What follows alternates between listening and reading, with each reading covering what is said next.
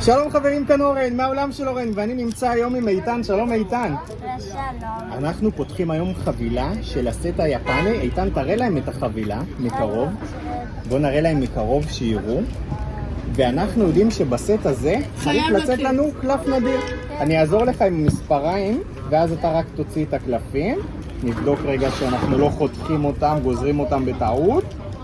יופי, ועכשיו אתה יכול להוציא את הקלפים מהחבילה. מצוין, יופי. אנחנו נעשה את הטריק ככה.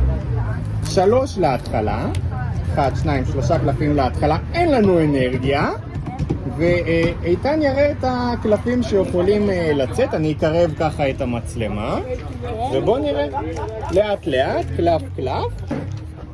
בוא נראה איזה קלף נדיר איתן ישלוף לנו כאן היום. אני מתרגש מאוד. אוקיי.